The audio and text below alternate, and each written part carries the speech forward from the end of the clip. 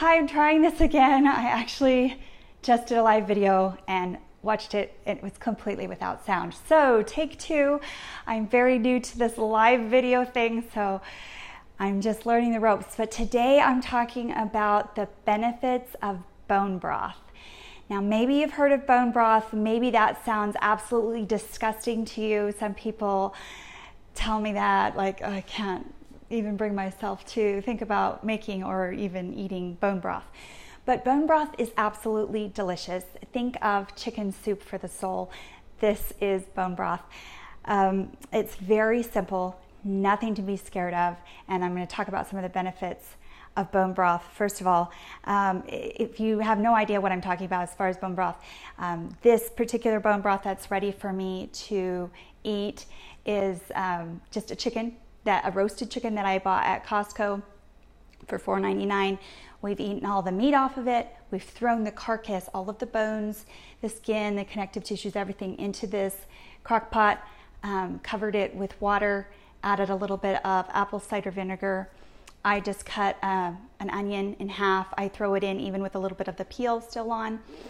And I put some garlic in there. And then when it's done, then I put a lot of pink Himalayan sea salt in it.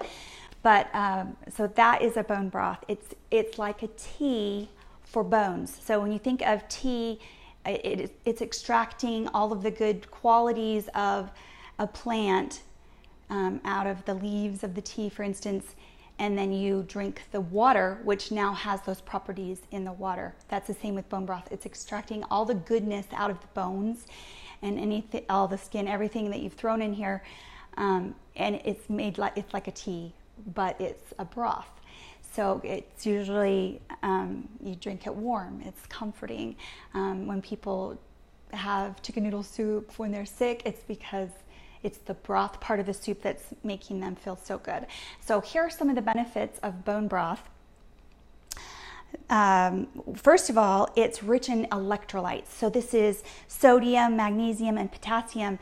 And when you're eating the keto diet and you go through the keto flu or the carb flu, it's because you're low in these electrolytes. And so drinking the bone broth really helps with that.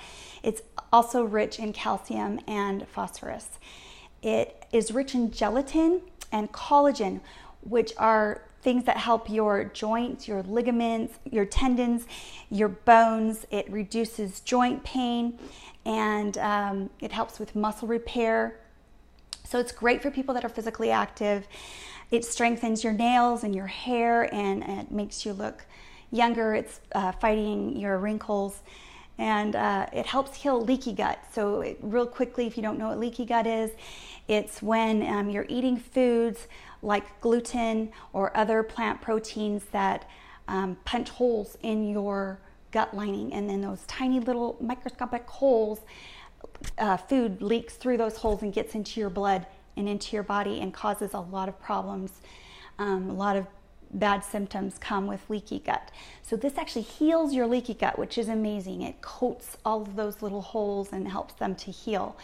And as I mentioned, it helps fight flus and colds. So that's why when you're sick, it's so wonderful. My little kids beg for bone broth when they're sick. They love it. It's delicious. It's great for thyroid health and adrenal fatigue, and it reduces inflammation, which is the main cause of heart disease, and actually every disease is rooted in inflammation. So anytime you can do anything to reduce inflammation, you are helping your health. Now, there is a recipe for bone broth on my website, ketomamas.com, and I can mention this is chicken, but you can also use beef or pork. And in that case, if you buy bones from the store or the butcher, you want to roast them first. So put them in an oven for like 400 degrees and cover them up because they'll spit everywhere with the fat in there. But maybe 40 minutes or so, roast the bones, and then throw them in the crock pot, cover it with water, put some apple cider vinegar. The apple cider vinegar draws all of those properties out of the bones that you want, that marrow of the bone. You're actually bringing out of the bones, and you're drinking that. It's wonderful for you. So you can use either chicken, beef, pork, whatever bones you have. So this has reduced quite a bit. I've actually put this in the crock pot overnight. I think I started at like maybe 6 p.m. yesterday, and it's almost 1 o'clock today. So it's gone more than maybe it needs to for chicken, because chicken bones are small and they don't take as long. But definitely overnight for chicken, and then I would go even longer for the bigger bones, like the beef bones.